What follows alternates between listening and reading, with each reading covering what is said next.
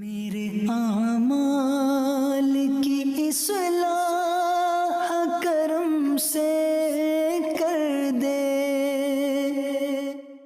الحمدللہ رب العالمین والصلاة والسلام علی سید المرسلین، اما بعد فاعوذ باللہ من الشیطان الرجیم، بسم اللہ الرحمن الرحیم۔ پڑھیے، الصلاة والسلام علیک یا رسول اللہ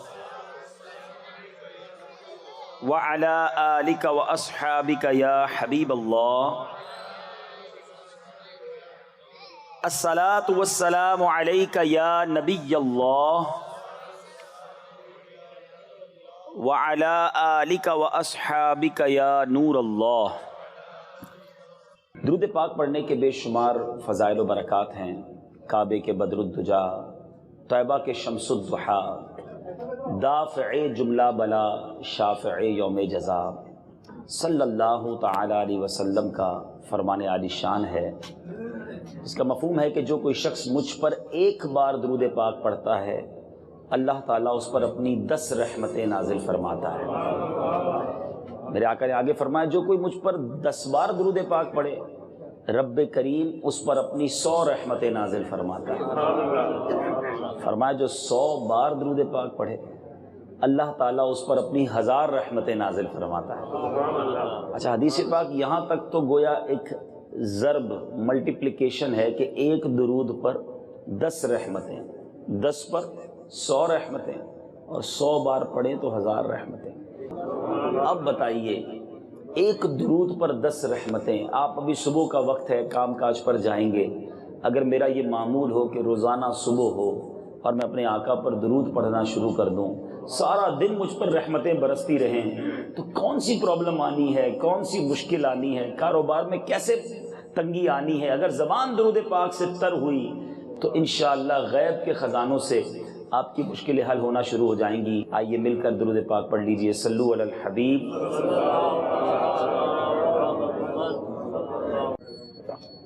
میٹھے پیارے اسلامی بھائیوں، آج میں ایک ایسی مسلمانوں کی عادت جس کو اگر اسلام کا حسن کہا جائے تو غلط نہ ہوگا، مگر بدقسمتی سے وہ حسن اسلام، مسلمانوں کی وہ خوبصورتی، وہ آج نظر نہیں آتی۔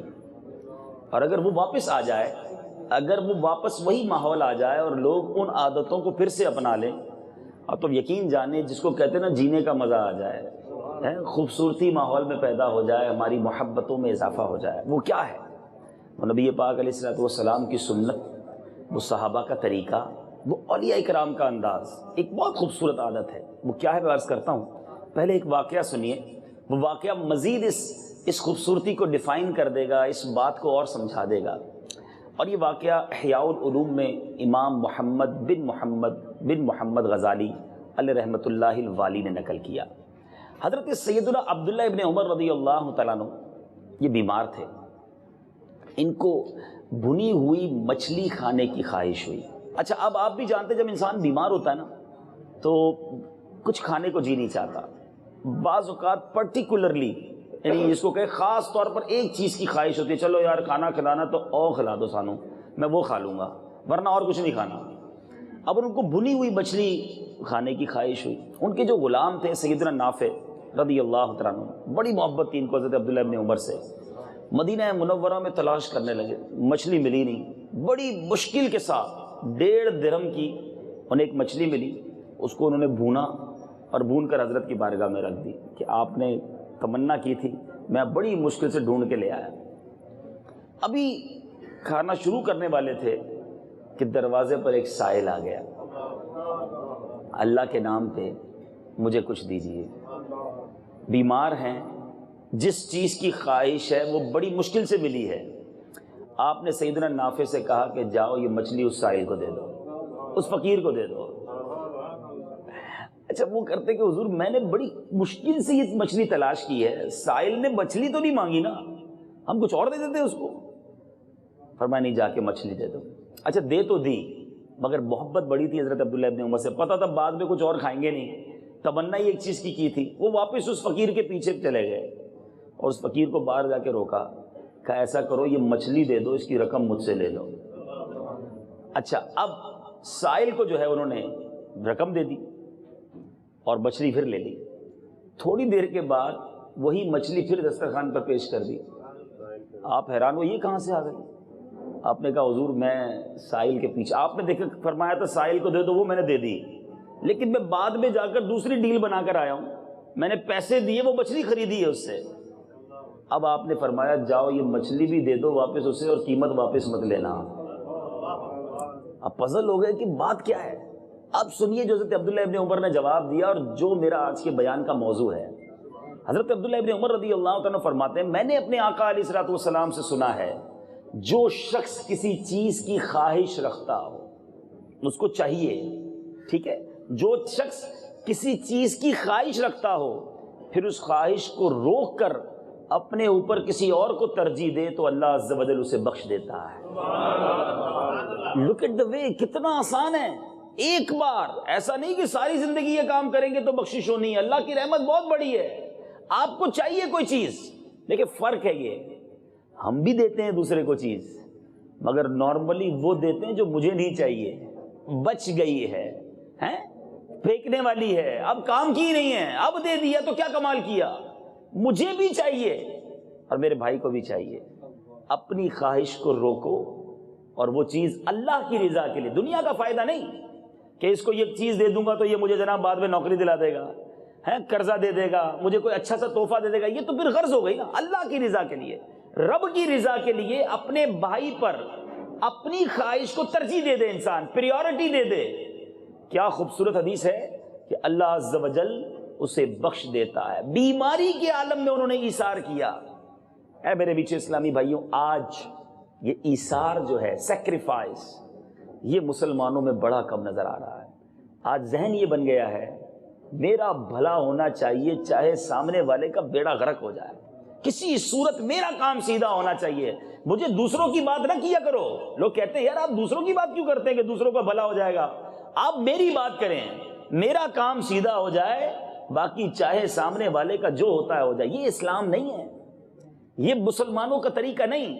ایثار کی باتیں تو بہت سارے لوگ کرتے ہیں. آئیے آج ایثار کی تعریف سن لیجئے. ایثار کی تعریف یہ ہے, ایثار کا معنی یہ ہے, ڈیفینیشن یہ ہے, دوسروں کی خواہش اور حاجت کو اپنی خواہش اور حاجت پر ترجیح دینا. آپ کو بھی خواہش ہے, آپ کو بھی حاجت ہے, اور دوسروں کو اس پر ترجیح دے دے, پریورٹی دے دے, یہی ایثار ہے.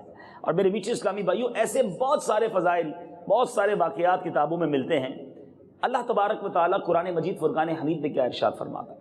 4 پارہ ہے, آیت نمبر پہلی آیت, 4 پارے کی پہلی آیت. بسم اللہ الرحمن الرحیم. لن تنالوا البر حتى تنفقوا مما تحبون. تم ہرگز بھلائی کو نہ پہنچو گے جب تک راہ خدا میں اپنی پیاری چیز خرچ نہ کرو. اللہ کی راہ میں کون سی چیز خرچ کرنی ہے؟ پیاری چیز جو مجھے پسند ہے.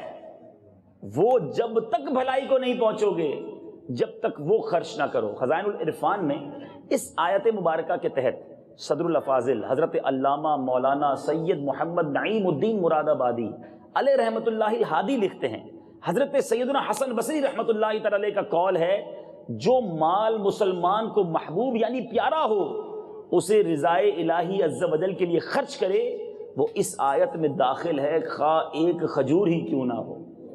آپ کو کھجور ہی پسند ہے. دیکھیں یہ کانسیپٹ کلیئر ہونا بہت ضروری ہے. ایثار کا مطلب یہ نہیں ہے میں 5 لاکھ روپے خرچ کروں گا جب بھی مجھے ثواب ملنا ہے. میں بیٹھا ہوں دسترخوان پر اور ایک کھجور مجھے کسی نے سامنے سے نظر آ رہی ہے جو مجھے بڑی پسند ہے, اور میرے بھائی بھی بیٹھا ہے سامنے, بتاؤں بھی نہ, بس چپ چاپ وہ کھجور اٹھا کے اسے دے دوں. اللہ جانتا ہے کہ نیت کدھر کی ہے. ہم دسترخوان پر کیا کرتے ہیں, سب سے اچھی چیز جو دسترخوان پہ نظر آتی ہے پہلے اسی پہ ہاتھ مارتے ہیں. فروٹ پڑے ہیں, سب سے اچھا سیب, سب سے اچھا کیلا, سب سے اچھا انگور, میں پہلے لے لوں, میں رہ نہ جاؤں. اگر بغیر کسی کو بتائے بندہ کہے کہ یار یہی مجھے پسند ہے, میرا بھائی پہلے کھا لے, ہاتھ سلو کر لے, بتائے نا. ہاں ایسا نہیں کرنا کہ جاؤ آج میں ایثار کر رہا ہوں, اچھا والا سیب تم کھا لو. یہ ایثار نہیں ہے, یہ تو آپ نے اور دل آزاری کر دی, اس کی احسان جتایا, پتہ بھی نہ چلے کسی کو.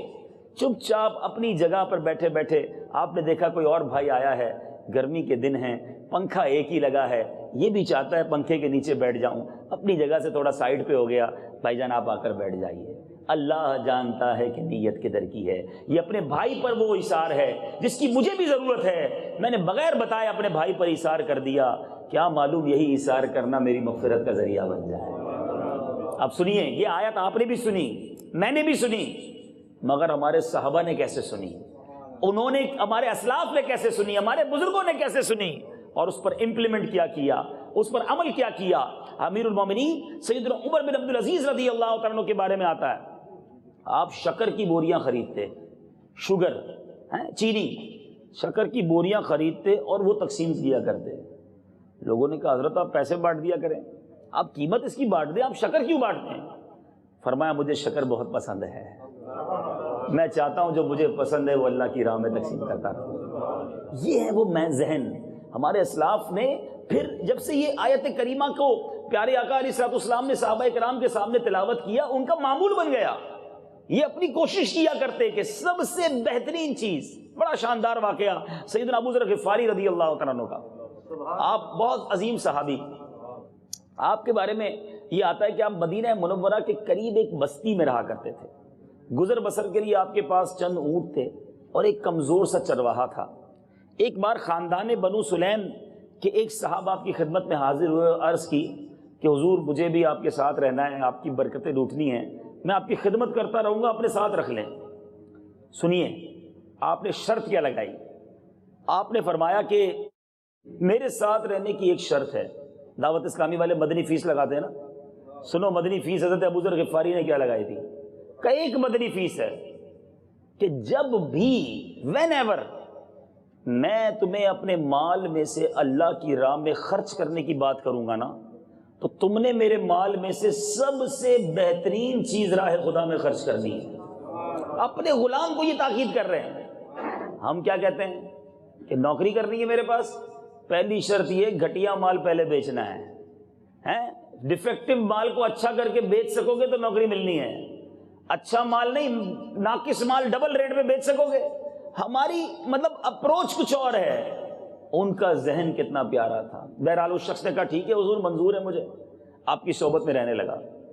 کچھ دنوں کے بعد وہی شخص آپ کے پاس آیا اور عرض کی حضور برابر بستی ہے، غریب لوگ رہتے ہیں، ان کو کھانے پینے کی تکلیف ہے، ہم اگر ان کی کچھ مدد کر دیں تو آپ نے کہا ٹھیک ہے، میرے جو سامان ہے بہت سارے اونٹ ہیں، اس میں سے ایک اونٹ لے آؤ اور اس کو ذبح کرو، سب گاؤں والوں کو تھوڑا تھوڑا تھوڑا ایکول ڈسٹریبیوٹ کر دو، گوشت تقسیم کر دو، مجھے بھی ایک حصہ مجھے بھی دینا۔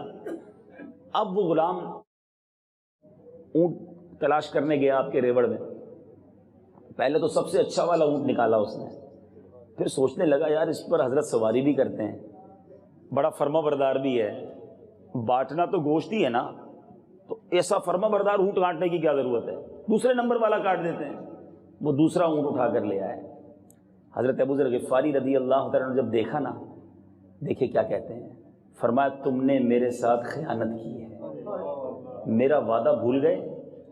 اب غور کیجئے وہ غلام کیا کہتا ہے، حضور میں یقین کریں آپ کی محبت میں وہ والا اونٹ نہیں لایا، اس پہ آپ سواری بھی کرتے ہیں، آپ کا فرما بردار بھی ہے، بانٹنا گوشت ہی تو تھا نا، آپ کی مدد آپ کی محبت میں ایسا کیا۔ اللہ اللہ اللہ، آپ نے فرمایا کہ واقعی میری ضرورت کے لیے ایسا کیا تھا؟ عرض کرتا جی واقعی حضور آپ کی ضرورت کے لیے ایسا کیا۔ گولڈن ورڈ، سنہرے ورڈ سنیے، حضرت ابو ذر غفاری رضی اللہ عنہ فرماتے ہیں، سنو یہ ہم سب کے لیے شاندار درس ہے، فرماتے میری ضرورت کا دن تو وہ دن ہے جس دن میں قبر کے گھڑے میں تنہا ڈال دیا جاؤں گا۔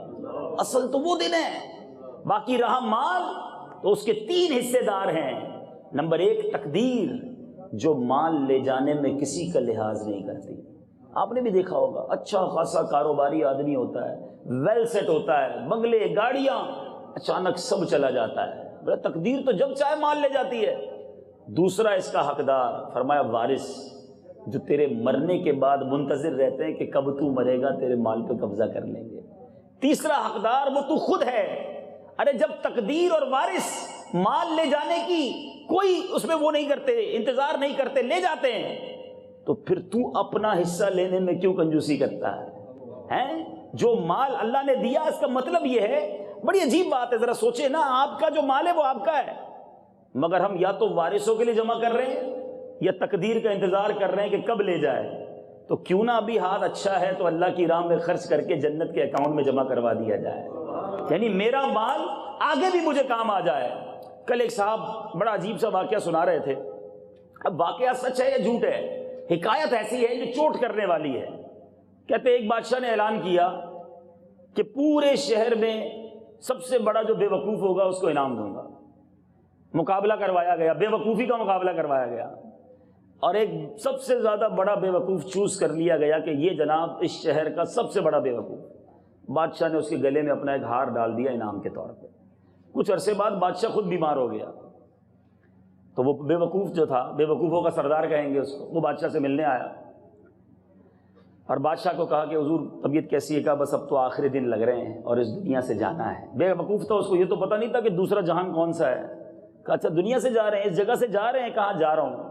جدھر جا رہے ہیں پھر وہاں تو آپ نے بڑے بڑے محل بنا لیے ہوں گے ہیں، یہاں بڑے نوکر چاکر آپ کے گرد تو جناب خادمائیں، آپ کے پاس ہیرے جواہرات. آپ جہاں جا رہے ہیں وہاں بھی تو آپ نے بڑے بڑے محل بنا لیے ہوں گے، نوکر چاکر بنا لیے ہوں گے. بادشاہ کہتا ہے نہیں، وہاں تو میں جھونپڑی بھی نہیں بنا سکا، میں تو یہی بناتا رہا. وہ بے وقوفوں کے سردار نے وہ مالا، وہ ہار اتار کر بادشاہ کے گلے میں ڈال دی. کہا پھر تو سب سے بڑے بے وقوف کا حقدار آپ ہی بنتے. یہ بظاہر تو ایک لطیفہ ہے، ایک چٹکلا ہے، مگر اے کاروبار کرنے والوں، اے دنیا کے گھر بنانے والوں، اے اپنی فیکٹری، اپنے بزنس کو صبح سے شام تک وقت دینے والوں، اسی ٹینشن میں بیمار ہو جانے والوں کہ آگے کیا ہوگا، 5 سال بعد کیا ہوگا، 10 سال بعد کیا ہوگا، بچی کی شادی کرنی ہے، ابھی اور پیسہ کمانا ہے، بچے کا فیوچر برائٹ کرنا ہے، ابھی تو اور کوشش کرنی ہے. ارے کبھی یہ سوچا کہ ساری زندگی یہاں ہی مال جمع کرتا رہا، گھر بناتا رہا، کہیں آخرت میں بھی کوئی گھر بنایا کہ نہیں؟ وہاں بھی کوئی تیاری کی یا نہیں؟ کہیں ایسا نہ ہو کہ جو شاندار بیڈ روم میں رہنے والا ہے اور جس قبر میں جائے اس قبر میں کیڑے اس کا انتظار کر رہے ہو، جس کے باتھ روم لگژری ہیں، جس کے ڈرائنگ روم کے صوفے بڑے نرم ہیں، اس کے مہمانوں کے لیے اس نے بچھائے ہیں. کبھی اس نے سوچا کہ جس قبر میں تنہا جانا ہے اس قبر میں روشنی ہوگی کہ نہیں ہوگی؟ فقط دنیا، فقط دنیا. کتنی شاندار بات سیدنا ابو ذر غفاری نے فرمائی کہ اصل تو میری ضرورت کا وقت وہ ہوگا جب میں اکیلا قبر میں چلا جاؤں گا. اس کی فکر کس کو ہے؟ پچھلے دنوں مدنی قافلے میں ایک بار ہانگ کانگ جانے کا موقع ملا. آپ کے پنجاب کے بہت سارے لوگ بیرون ملک میں ہیں، اور مجھے جب بھی میں بیرون ملک جاتا ہوں سب سے زیادہ مجھے پنجاب کے لوگ ملتے ہیں، بڑی محبت بھی دیتے ہیں. مگر ذرا سوچئے یہ بیرون ملک ہجرت کی جاتی ہے؟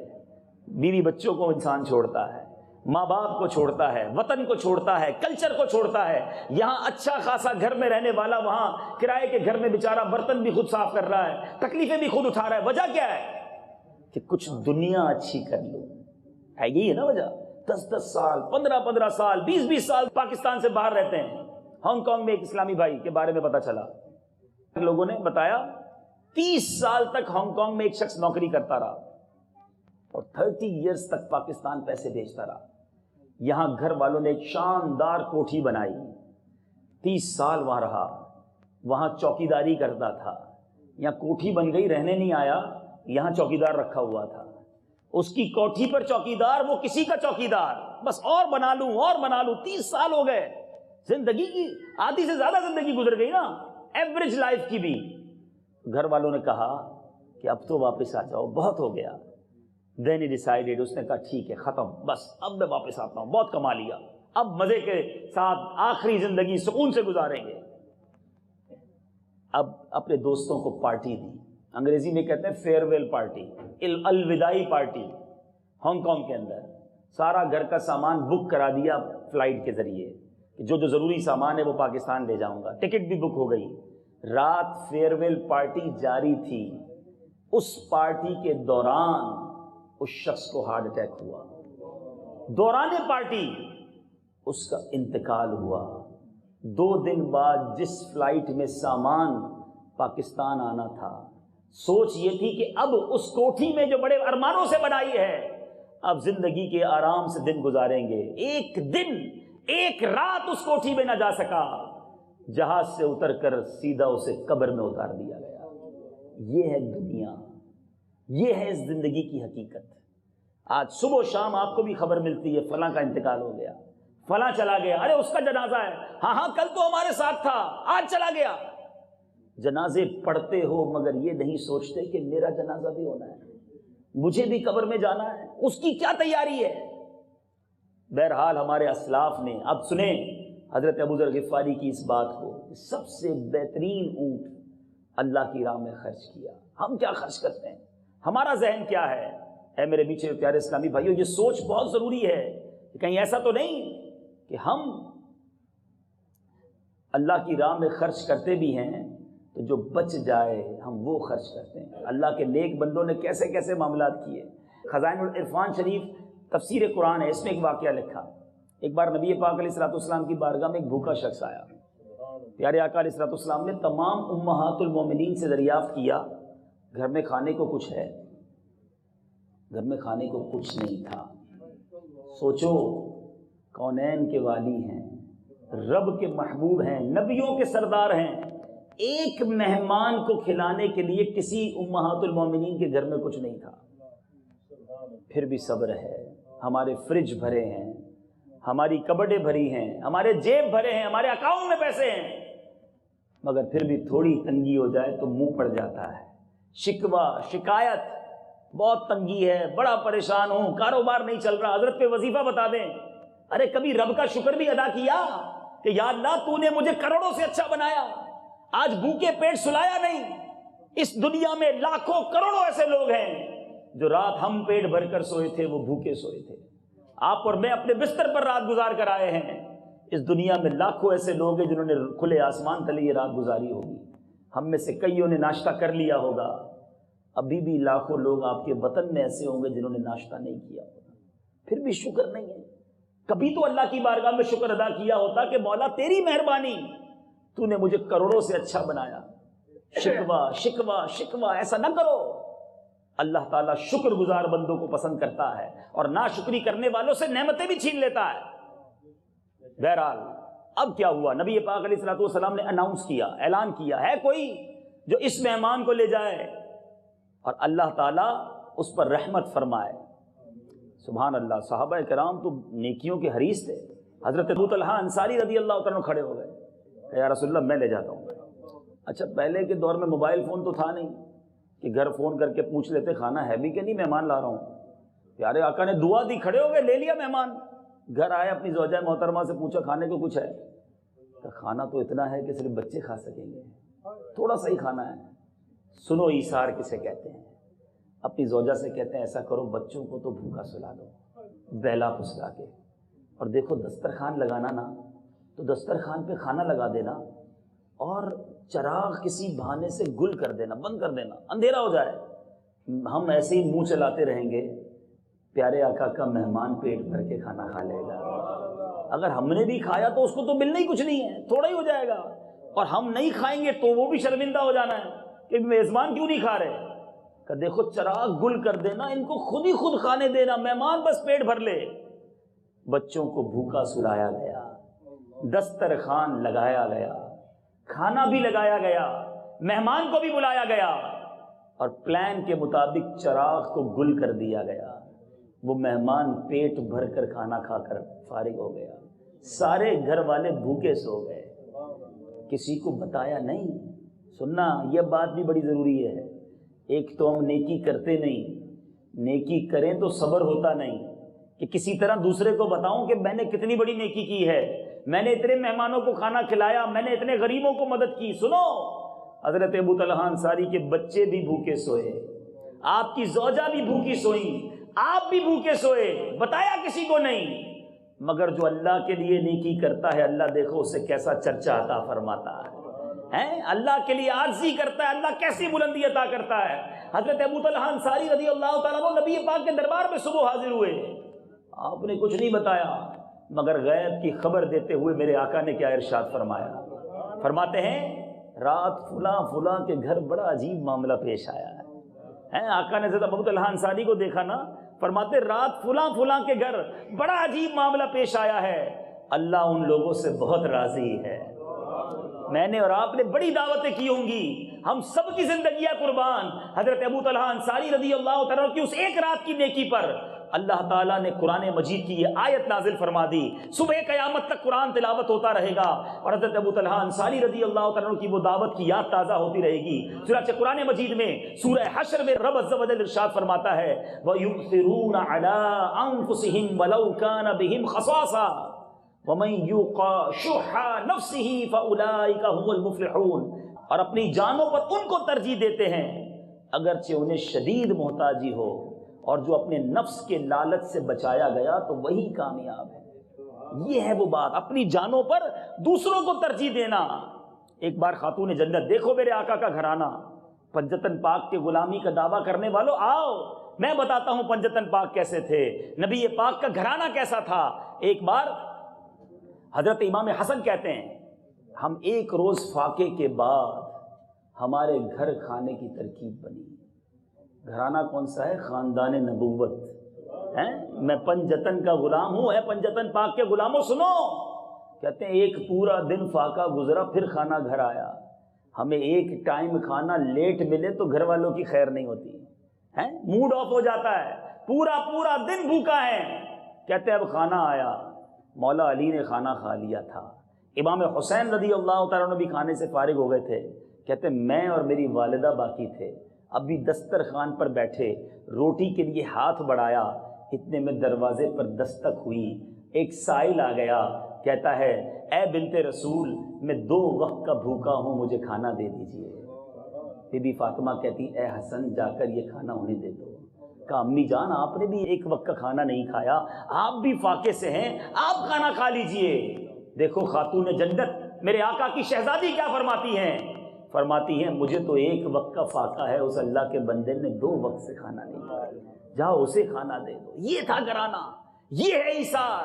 ہم فقیر کو کب کھانا دیتے ہیں، ہم غریبوں کو کب کھانا دیتے ہیں؟ جب ہمارے دسترخوان پر کھانا بچ جائے، پھینکنے کے لائق ہو تو چلو یار مدرسے میں بھجوا دو، یہ غریبوں کو دے دو۔ وہ ایثار تھا کہ اپنے نوالے روک کر اللہ کے بندوں کی مدد کیا کرتے تھے۔ اے میرے میٹھے اسلامی بھائیوں، کس ایثار کی بات کروں، اللہ اکبر۔ حجت الاسلام امام محمد بن محمد غزالی علیہ رحمۃ اللہ الوالی احیاء العلوم میں نقل کرتے ہیں، اللہ نے حضرت موسیٰ علیہ نبینا علیہ الصلوۃ والسلام سے فرمایا اے موسیٰ کوئی شخص ایسا نہیں کہ وہ عمر بھر میں چاہے ایک ہی مرتبہ ایثار کرے اور میں بروز قیامت اس سے حساب طلب کرتے ہوئے حیا نہ فرماؤں۔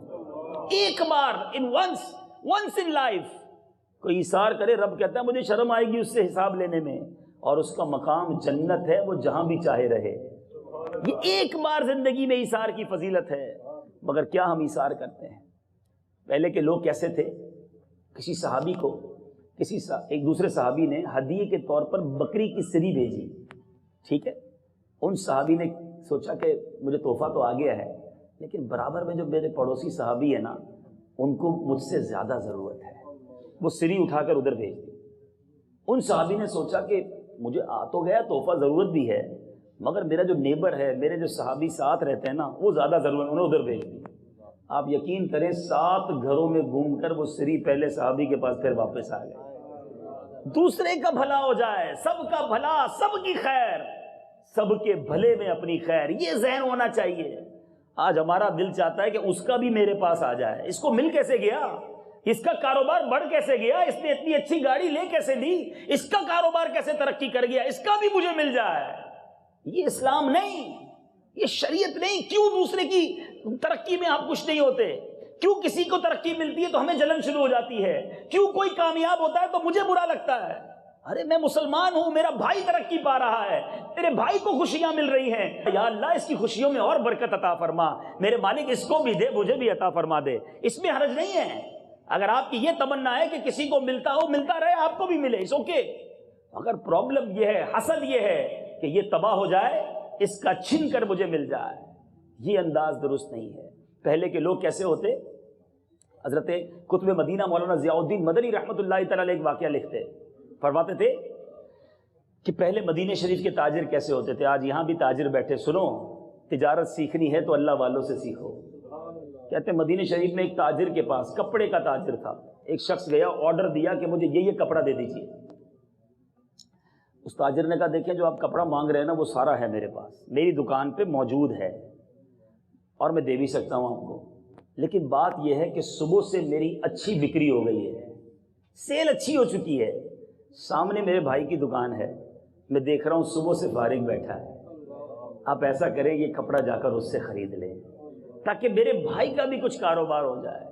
سچ بتاؤ کتنے غلط ہیں ہم لوگ، کتنے اپوزٹ ہیں ہم۔ ہماری مارکیٹ میں کسی کی دکان پر گاہک چلا جائے میں پرابلم شروع ہو جاتی ہے، یار یہ گاہک میرے پاس کیوں نہیں ہے، ادھر کیسے چلا گیا؟ اچھا وہی گاہک گھوم کر ہماری دکان پر آ جائے تو پہلے مال دکھانے سے پہلے ہم اس دکاندار کی برائی کرتے ہیں، ادھر کدھر چلے گئے تھے، وہ تو بڑا چیٹر ہے، آئندہ مت جانا، 2 نمبر کا کام کرتا ہے۔ اچھا کسی کی دکان پر رش ہو جائے تو ہمیں وسوسے شروع ہو جاتے ہیں، یار لگتا ہے کوئی تعویذ کیا ہوگا اس نے، روزانہ تسبیح پڑھ کے میری دکان کی طرف ہی پھونکتا رہتا ہے۔ ارے اللہ کے بندوں، وَتُعِزُّ مَن تَشَاءُ وَتُذِلُّ مَن تَشَاءُ، اللہ جسے چاہے عزت دے، جسے چاہے ذلت دے، جسے چاہے ترقی دے، وہ رب ہے دینے والا، میں ہوتا کون ہوں؟ کیوں تکلیف ہوتی ہے؟ ارے پہلے کے لوگ کہتے ہیں سامنے چلے جاؤ اس دکاندار سے کپڑا لے لو، ہم چاہتے ہیں ساری مارکیٹ کا کاروباری میرے پاس آ جائے، مارکیٹ کا بیڑا غرق ہو جائے۔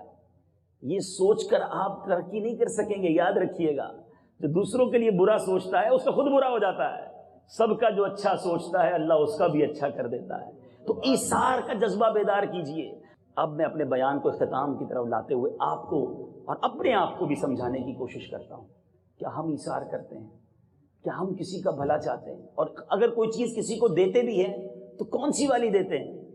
کپڑے پرانے ہو گئے، چلو کسی غریب کو دے دو، چپل پھٹ گئے، چلو جناب کسی غریب کو دے دو، کھانا بچ گیا وہ غریب کو دے دو، کمبل پرانے ہو گئے پھٹنے لگے چلو مدرسے بھجوا دو۔ یہ اللہ کی راہ میں خرچ کرنا ہے؟ لن تنالوا البر حتى تنفقوا مما تحبون، قرآن کہتا ہے اس وقت تک بھلائی کو نہیں پہنچو گے جب تک اپنی پیاری چیز اللہ کی راہ میں خرچ نہ کرو۔ ارے اللہ نے دیا ہے، خرچ کرنے میں کیوں پیچھے ہٹتے ہو؟ اے میرے پیچھے اسلامی بھائیوں، اب بات یہ ہے کہ جب پیاری چیز کی بات کرتے ہیں نا تو انسان کہتا ہے یار پیاری چیز تو اتنی مشکل سے ملی ہے، اب یہ خرچ کر دوں گا تو چلی جائے گی۔ میں ایک ہی سوال آپ سے کرتا ہوں، پیاری چیز دی کس نے ہے؟ بتاؤ نا، آپ کی سب سے پیاری چیز آپ کو دی کس نے؟ وہ اللہ کی راہ میں خرچ کرو گے، دوسری نہیں دے سکتا۔ ان اللہ علی کل شیء قدیر، آج مجھے اپنی پسند کی چیز میرے رب نے دی، میں نے خرچ کر دی اللہ کی راہ میں، وہ رب کریم غیب کے خزانوں سے اور عطا فرمائے گا۔ ہم تو وہ لوگ ہیں کہ اپنے بچے بھی، دیکھو ذہن کی بات ہے، کسی کا بچہ 4 بچے ہوں، ایک بڑا ذہین بچہ ہو، پورے خاندان میں اس کی ذہانت کی داد ہو کہ بڑا زبردست بچہ ہے، سبق فوری یاد کر لیتا ہے، ہم کہتے ہیں یار اس کو تو ڈاکٹر بنائیں گے۔ دوسرا بچہ گھر کے پرزے ورزے بھی ٹھیک کر لیتا ہے، ہم کہتے ہیں یار یہ بڑا میکینیکل دماغ رکھتا ہے، اس کو انجینئر بنائیں گے۔ تیسرا بچہ حساب کتاب میں بڑا تیز ہے، ہم کہتے ہیں یار اس کا حساب کتاب بڑا اچھا ہے، اس کو تو جناب اکاؤنٹنٹ بنائیں گے۔ چوتھا بچہ نہ ماں باپ کی بات مانتا ہے، نہ سبق یاد کرتا ہے، پاؤں بھی اس کا تھوڑا سا لنگڑاتا ہے، ہم کہتے ہیں یار اس کو مدرسے میں ڈال دو۔ سوچو بچہ کون سا دیا مدرسے کے لیے کہ جو ہمارے کام کا نہیں ہے؟ توبہ توبہ توبہ، یہ ہے ہمارا ذہن۔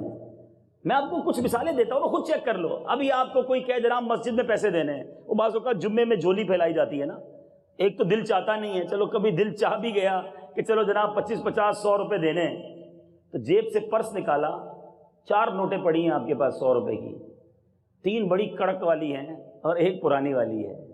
سچ بتاؤ مسجد کے اس ڈبے میں کون سی نوٹ ڈالتے ہو؟ اپنے دل سے پوچھو، حالانکہ وہ جو کڑک والی وہ 102 روپے کی نہیں ہے، وہ بھی 100 روپے کی ہے، مگر اللہ کی راہ میں دینا ہے نا، یار یہ پرانی والی نوٹ نکال دو۔ سوچیں آپ ہم کدھر جا رہے ہیں؟ ہمارا دل اللہ کی راہ میں کیوں ناقص مال خرچ کرنے کا چاہتا ہے؟ کرو نا آپ نے سب سے بہترین چیز، پھر دیکھو وہ رب کریم کیسے عطا فرماتا ہے۔ تو 2 باتیں آج سیکھی ہیں، دوسروں پر ایثار کرنا اور جب بھی خرچ کرنا اللہ کی راہ میں کمزور نہیں، بہترین چیز خرچ کرنا۔ اب ایثار آپ کیسے کر سکتے ہیں؟ چند اگزامپل دے دیتا ہوں۔ اب مثال کے طور پہ گھر میں کھانا کھا رہے ہیں، بچے بھی ہیں، بیوی بھی ہیں، امی ابو بھی ہیں، اور ظاہر ہے اگر آپ گھر کے بڑے ہیں تو عموماً گھر کی بہترین ڈش سب سے پہلے ہمارے سامنے ہی رکھی جاتی ہے کہ پہلے آپ کھا لیں پھر ہم کھا لیں گے، اچھی بوٹی، اچھا سالن، اچھا مٹھائی جو بھی ہے۔ اب آپ دسترخوان پر بیٹھے بغیر کسی کو بتائے اچھا نوالا اپنے والد صاحب کی پلیٹ میں ڈال دیا، اچھا نوالا اپنی بچوں کی امی کو کھلا دیا، کوئی بات نہیں، جس نے پکایا اس کو بھی کھانے کا حق ہے، اس بیچاری کا کام خالی کھلانا نہیں ہے، وہ بھی دل رکھتی ہے، ہر بار ٹھنڈا ہی کھانا کھائے گی تو اس کو بھی کھلا دیں، اپنی والدہ کو کھلا دیں۔ ماں تو ماں ہوتی ہے یار، ماں کی جو قربانیاں یاد کرو تو آنکھیں نم ہو جاتی ہیں۔ وہ ایک واقعہ ہم نے چینل پر بھی بیان کیا کہ ایک شخص نے اپنے دوست سے پوچھا یار یہ تو بتاؤ تمہاری والدہ کی فیوریٹ ڈش کون سی ہے، پسندیدہ کھانا تمہاری ماں کا کون سا ہے؟ کافی دیر تک سوچتا رہا، پھر رونے لگ گیا۔ کہتا ہے میری ماں کی تو پسندیدہ ڈش ٹھنڈا اور بچا ہوا کھانا ہے، مجھے تو آج تک یاد نہیں ہے میری ماں نے اپنی پسند کی کوئی ڈش بنائی ہو، وہ تو ساری زندگی ہماری پسند کے کھانے بناتی رہی کہ آج میرے بیٹے کو چکن پسند ہے میں بیٹے کے لیے بناؤں گی، ہمارے والد کو جو پسند تھا ابو کے لیے بنایا، بہنوں کو جو پسند تھا ان کے لیے بنایا، اور ماں نے کیا کھایا؟ جو ہم نے بچایا۔ ماں کہتی رہی بیٹا کھا لو، بچ جائے گا تو میں کھا لوں گی، بیٹا اور نکال لو اپنے پلیٹ میں، بچ گیا تو میں کھا لوں گی۔ دسترخوان اٹھا کر اس کچن کے کونے میں بیٹھ کر ہماری ماں نے تو ہمارے بچے ہوئے کھانے کھائے۔ ہم نے کبھی اصرار کیا کہ ماں آج آپ پہلے بیٹھ کے یہ کھا لیجیے؟ کیا اس کے دل سے دعا نہیں نکلنی؟ ماں کو تو ہوٹل والی سمجھا ہوا ہے ہم نے کہ آج یہ کھانا ہے، آج وہ کھانا ہے، نہیں یہ نہیں کھانا، وہ کھانا ہے، گرم نہیں ہے، وہ گرم کر کے لاتی رہی۔ یہ ہوتا ہے ماں سے سلوک؟ تو خدا را اپنے گھر میں اثار کرنا شروع کریں، کبھی ٹھنڈا پانی اپنے بچوں کو پہلے پلا دیں، بتائیں نہ انہیں کہ میں اثار کر رہا ہوں، آپ اپنے بھائی کو پہلے پانی پیش کر دیں۔ ارے آپ سے پہلے گلاس اٹھا لے کوئی تو لڑائی ہو جاتی ہے، پتہ نہیں تھا میں نے پینا ہے، تمہیں نظر نہیں آیا میرے سامنے گلاس پڑا ہوا تھا؟ کونین کے والی صلی اللہ تعالی علیہ وسلم ایک بار وضو کر رہے تھے، وضو کا برتن سامنے پڑا تھا۔ سنو، ہم مسلمانوں پر اثار کرنے کے لیے تیار نہیں ہیں، وہ نبیوں کے آقا ہیں۔ وضو کر رہے تھے، پیاسی بلی سامنے آ گئی، میرے آقا نے وضو روک کر برتن اس کے آگے کر دیا، وہ پہلے بلی نے پانی پیا، میرے آقا نے پھر وضو کیا۔ کہتے ہو نبی کا غلام ہوں، آقا علیہ الصلوۃ والسلام تو امتی ہوں، قربانی کوئی نہیں دینی، کسی کو محبت کوئی نہیں دینی، سب کا مال ہڑپ کر جانا۔ دل کو بڑا کرو، مسلمانوں کی خیر خواہی کا جذبہ بیدار کریں۔ کبھی ٹھنڈا پانی کسی کولر پہ کھڑے ہیں، لائن میں کھڑے ہیں، پانی پیتے ہوئے لگا پیچھے بھی اسلامی بھائی ہے، گلاس بھر کے اس کو دے دیں، تھوڑی دیر بعد آپ کو بھی مل جانا ہے، مگر اثار کا ثواب بھی مل جانا ہے۔ کبھی اپنی جگہ پر کسی کو بٹھا دیں، کبھی کسی کو اچھا نوالا پیش کر دیں، کبھی کسی کو عطر کا تحفہ دے دیں، جو پسند ہے وہ دیتے جائیے اور اللہ سے اجر کی امید رکھتے جائیے۔ اللہ جانتا ہے کہ نیت کدھر کی ہے۔ اللہ مجھے بھی اور آپ کو بھی اثار کی توفیق عطا فرمائے، اور جب بھی اپنی زندگی میں اللہ کی راہ میں خرچ کرنے کا موقع آئے، ایک بار زندگی میں اپنی سب سے اچھی چیز اللہ کی راہ میں خرچ کر کے دیکھنا، پھر دیکھنا اللہ دل میں کیسی برکت نازل فرماتا ہے، کیسا سکون نازل فرماتا ہے۔ مجھے ایک واقعہ یاد آیا، آخری بات کر کے اپنی گفتگو ختم کرتا ہوں، کہ اس طرح کا ایک بیان یو کے میں ہوا۔ ایک مبلغ دعوت اسلامی نے یو کے میں اس طرح کا بیان کیا کہ اللہ کی راہ میں جب بھی خرچ کریں اپنی پیاری چیز خرچ کریں۔ وہاں ایک اسلامی بھائی بیٹھے تھے، وہ اسلامی بھائی کہتے ہیں، انہوں نے واقعہ مجھے کہاں سنایا، سرائے عالمگیر پنجاب کا ایک شہر ہے، وہاں میرا جانا ہوا تو ایک بہت شاندار پوش ایریا میں ایک مسجد تھی، اس کا افتتاح تھا۔ وہاں مجھے بیان کے لیے بلایا، میں بیان سے فارغ ہوا تو مجھے بتایا گیا کہ جس اسلامی بھائی نے یہ مسجد بنائی ہے وہ کچھ کہنا چاہتے ہیں۔ انہوں نے مائک پکڑا اور انہوں نے یہ واقعہ سنایا، کہتے ہیں میں یو کے میں تھا اور ایک مبلغ دعوت اسلامی نے اسی موضوع پر بیان کیا کہ اللہ کی راہ میں سب سے پیاری چیز خرچ کرنی ہے۔ کہتے ہیں بیان کے بعد میں سر پکڑ کے بیٹھ گیا کہ میری سب سے پیاری چیز کون سی ہے۔ کہتے ہیں میں سوچتا رہا، پھر مجھے جواب اپنے دل سے یہ ملا کہ سرائے عالمگیر میں ایک پوش ایریا کے اندر، وی آئی پی ایریا تھا، اس میں کارنر کا جو پلاٹ تھا وہ مجھے بڑا پسند تھا، میری سب سے قیمتی اور پسندیدہ چیز ہی وہی تھی۔ کہتے ادھر ہی بیٹھ کے نیت کر لی میں نے وہی پلاٹ پر مسجد بنا کے اللہ کی راہ میں خرچ کر دینا۔ تقریباً 1.5-2 کروڑ روپے انہوں نے اس مسجد پہ خرچ کیا، شاندار تعمیر کی، پوری مسجد بنا کر دعوت اسلامی والوں کو بلا کے دے دی اور کہا آج مجھے بہت خوشی ہے کہ میں نے اللہ کی راہ میں اپنی سب سے پیاری چیز خرچ کر دی ہے۔ یہ ہے دل اور یہ ہے جذبہ۔ تو خدا را اپنے غریب رشتہ داروں پر، یہ ایک بات آخر میں عرض کروں گا، خرچ کہاں کرنا ہے؟ سب سے پہلے حق ہے آپ کے غریب رشتہ داروں کا۔ آس پاس دیکھیے، کہیں ایسا تو نہیں کہ آپ کے رشتہ دار ہی پریشان ہیں اور آپ غیروں میں بانٹ رہے ہیں۔ جب بھی صدقہ دینا ہو، جب بھی زکوٰۃ دینا ہو، جب بھی اللہ کی راہ میں خرچ کرنا ہو، فرسٹ آف آل سب سے پہلے حق بنتا ہے اپنے غریب رشتہ داروں کا۔ حدیث پاک کا خلاصہ ہے، اللہ تعالیٰ ان لوگوں پر قیامت کے دن نگاہ رحمت نہیں فرمائے گا جو غیروں کو بانٹتے رہیں اور اپنے پریشان ہیں۔ پہلے اپنوں کی فکر کریں، پھر بچ جائے، آپ کے اپنوں میں بانٹنے کے بعد پھر آئیے دعوت اسلامی آپ کے سامنے۔ صلو علی الحبیب صلی اللہ تعالی علی محمد۔ میرے اعمال کی اصلاح کرم سے